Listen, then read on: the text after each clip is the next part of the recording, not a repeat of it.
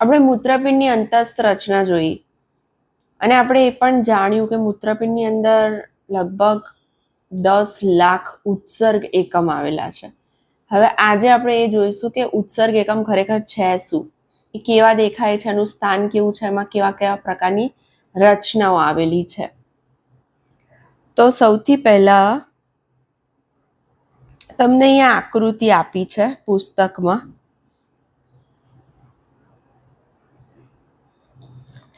આ એક ઉત્સર્ગ એકમ તમને બહાર કાઢીને બતાવ્યો. આવા એક મૂત્રપિંડમાં 10 લાખ ઉત્સર્ગ એકમ હોય, 2 મૂત્રપિંડમાં થઈને 20 લાખ જેટલા ઉત્સર્ગ એકમ હોય.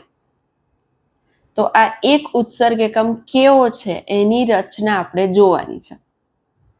તો સૌથી પહેલા તમને શું દેખાય છે? ઉત્સર્ગ એકમ 2 ભાગનો બનેલો હોય. એક છે રુધિર કેશિકા ગુચ્છ અને બીજું મૂત્રપિંડ નલિકા. એ તમે જાણો છો, રુધિર કેશિકા ગુચ્છ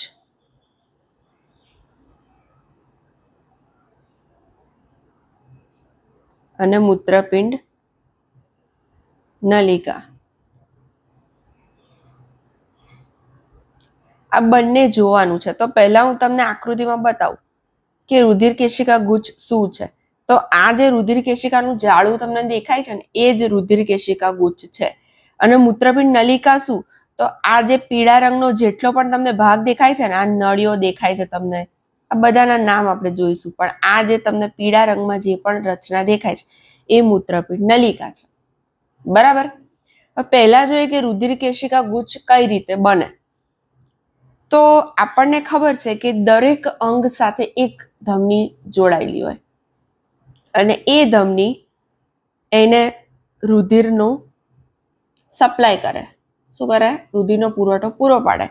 તો આ મૂત્રપિંડ સાથે જે ધમની સંકળાયેલી છે એનું નામ મૂત્રપિંડ ધમની. તો મૂત્રપિંડ ધમની અંદર જઈને નાની નાની ધમનિકામાં વિભાજિત થાય. શું થાય? નાની નાની ધમનિકામાં વિભાજિત થાય. અને એ જ ધમનિકામાંથી આ જે ઉત્સર્ગ એકમ છે ને, એની સાથે એક અંતરવાહી ધમનિકા સંકળાય. આ અંતરવાહી ધમનિકા છે ને, એ આ જે મૂત્રપિંડ ધમની છે ને, એનો જ એક શાખા છે. આ મૂત્રપિંડ ધમની એમાં એ વિભાજિત થાય ઘણી બધી ધમનિકાઓમાં. તો આ જે અંતરવાહી ધમનિકા છે ને, દરેક ઉત્સર્ગ એકમમાં અંતરવાહી ધમનિકા જાય. અંતરવાહી એટલે અંદર જાય છે, એ ઉત્સર્ગ એકમની અંદર જાય છે અને પછી આવું રુધિર કેશિકાનું જાળું બનાવે અને બહાર નીકળે. જે બહાર નીકળે એ બહિર્વાહી ધમનિકા. બરાબર.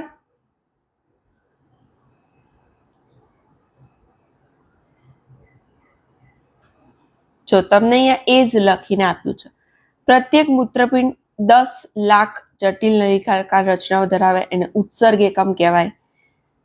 ક્રિયાત્મક એકમ છે.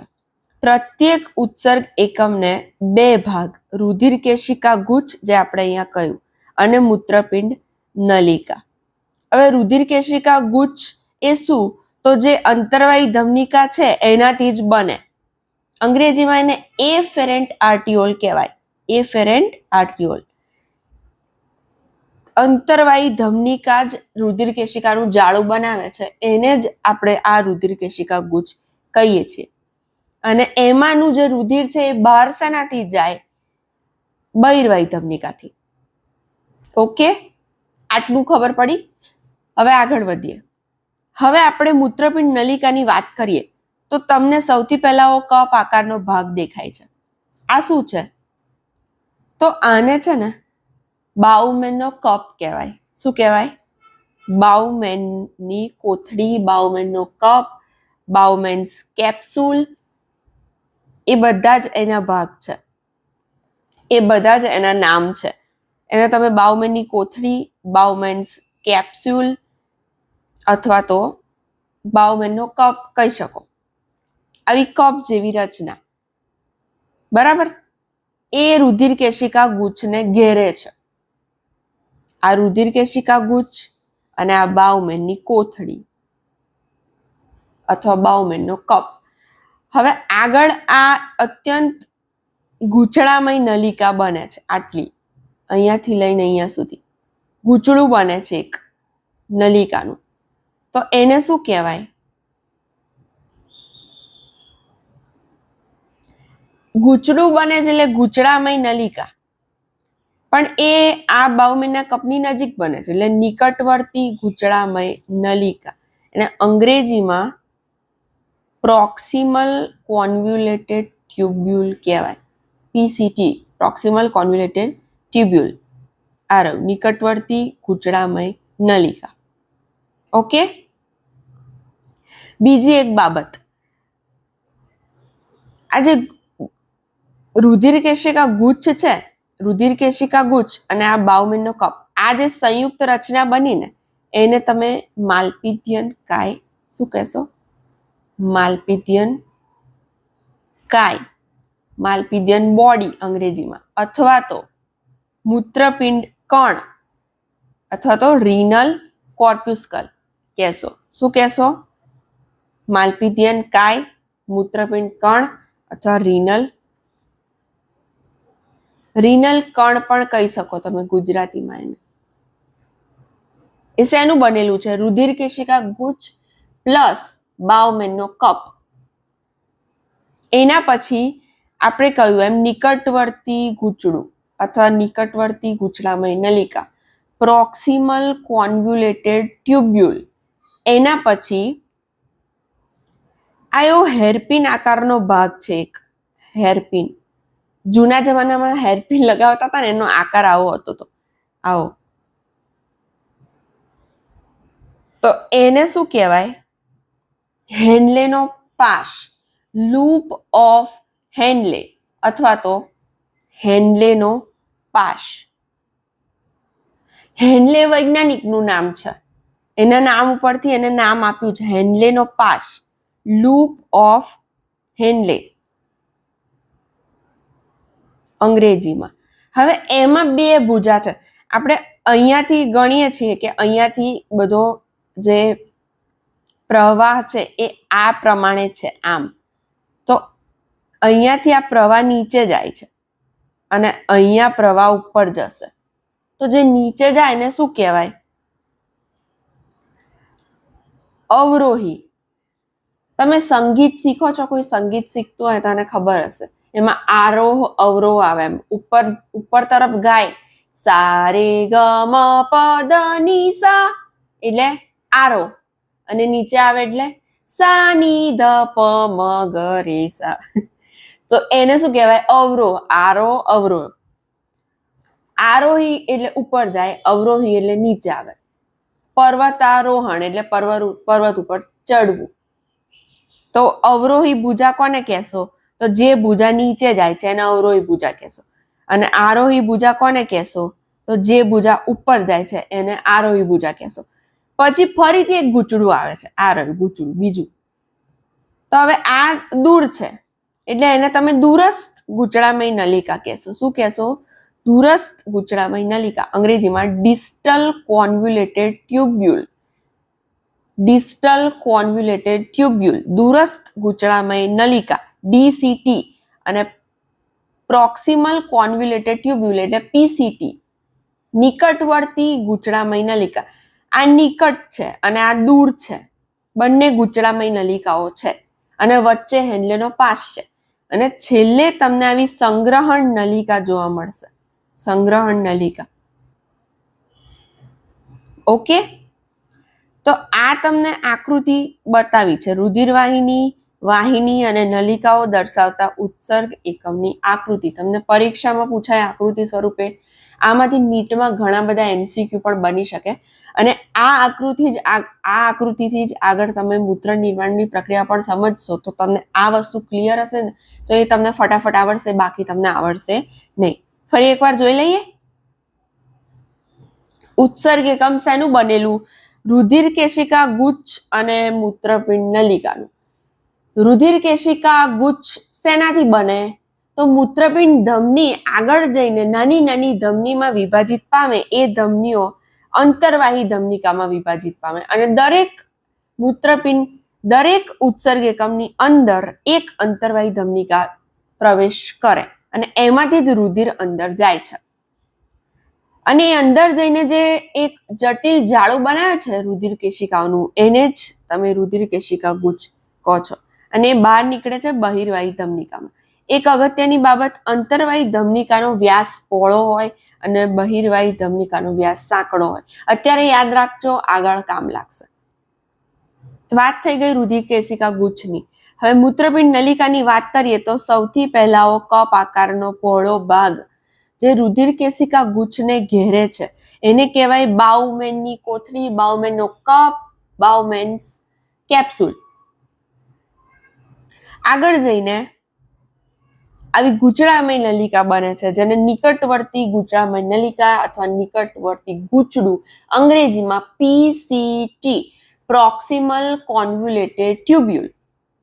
એના પછી આવો હેરપિન આકારનો ભાગ જોવા મળે જેમાં બે ભુજા હોય. પહેલા અવરોહી કારણ કે પહેલા નીચે જાય છે અને પછી આરોહી કારણ કે પછી ઉપર જાય છે. એને શું કહેવાય? હેન્લેનો પાશ, લૂપ ઓફ હેન્લે, હેન્લેનો પાશ. અવરોહી ભુજા અને આરોહી ભુજા ખબર પડી ગઈ. એના પછી આવું બીજું એક ગૂંચળું જોવા મળે જેને દૂરસ્થ ગૂંચળું અથવા દૂરસ્થ ગૂંચળામય નલિકા કહેવાય. ડીસીટી ડિસ્ટલ કોન્વ્યુલેટેડ ટ્યુબ્યુલ. એ આગળ સંગ્રહણ નલિકામાં ખુલે. હવે એક અગત્યની બાબત, સંગ્રહણ નલિકામાં ખાલી આવું એક જ મૂત્રપિંડ નલિકા નથી ખુલતી, એક જ ઉત્સર્ગ એકમ નથી ખુલતું, એની અંદર ઘણા બધા ઉત્સર્ગ એકમ ખુલે છે.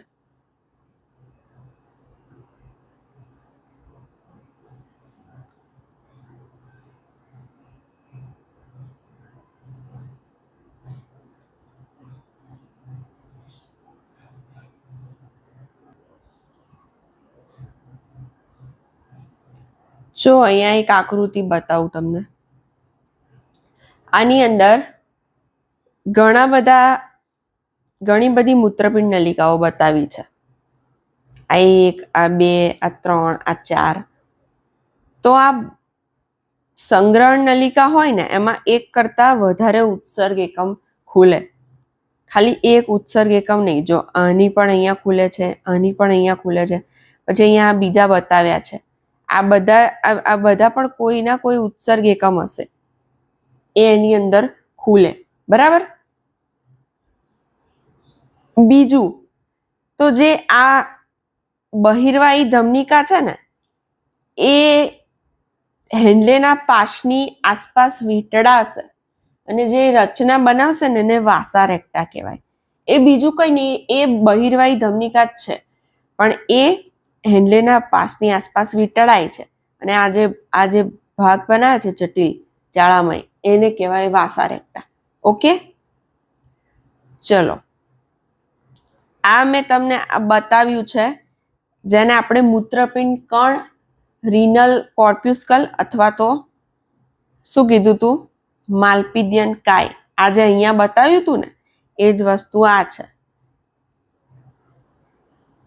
જો આ અંતર્વાહી ધમનિકા અને આ બહિર્વાહી ધમનિકા. અંતર્વાહી ધમનિકાનો વ્યાસ પહોળો, બહિર્વાહી ધમનિકાનો વ્યાસ સાંકડો અને આ રુધિર કેશિકાનું જાળું અને આ એની આસપાસ આ બાઉમેનનો કપ. આ જે રચના બની ને એ રચનાને કહેવાય માલ્પિધિયન કાય, માલ્પિધિયન બોડી અથવા તો રીનલ કોર્પ્યુસ્કલ, મૂત્રપિંડ કણ, રીનલ કણ. આ બધા જ નામ છે, બધા જ નામ યાદ રાખજો. કોઈ પણ નામથી તમને MCQ પૂછાઈ શકે છે. બરાબર ને? હવે તમે મૂત્રપિંડમાં જુઓ ને તો આ એવી રીતે ગોઠવાશે કે જે બાઉમેનનું કપ અને આ રુધિરવાહિની વાળો જે ભાગ છે ને એ બધું બાહ્યકમાં ગોઠવાય. એટલે તમને જે ટપકા બતાવ્યા હતા ને બાહ્યકમાં એ આના હતા. જે દાણાદાર ભાગ હતો ને, આ દાણા જેવા લાલાશ પડતા રંગના, એ બધી વસ્તુ આ જ રચનાઓ છે. કારણ કે આપણે તો આ ઝૂમ કરીને બતાવી છે, આટલી મોટી થોડી રચના હોય. તો એ મૂત્રપિંડની અંદર અને જે મજ્જકની અંદર આ જે ઊભા તમને આવા લીટા જેવું દેખાય છે ને એ બધા હેન્ડલેના પાસ છે. હેન્ડલેના પાસ અને સંગ્રહણ નલિકાઓ, અને એ બધું જ આ મૂત્રપિંડ નિવાપમાં ખુલે અને મૂત્રપિંડ નિવાપમાં બધું જ મૂત્ર ભેગું થાય અને આ બધું મૂત્ર ભેગું થાય પછી મૂત્રવાહિનીથી બહાર નીકળે. ખબર પડી? મૂત્ર જે નિર્માણની પ્રક્રિયા છે એ અહીંયાથી ચાલુ થાય છે. આપણું રુધિર છે ને મૂત્રપિંડમાં જાય અંતર્વાહી ધમનિકાથી, પછી આ રુધિરવાહિનીમાંથી બધું મૂત્ર અહીંયા ગળાય. એ બધી પ્રક્રિયાઓ ડિટેલમાં ભણીશું, પણ અત્યારે હું તમને કઈ રીતે થાય છે એ વસ્તુ બતાવું છું.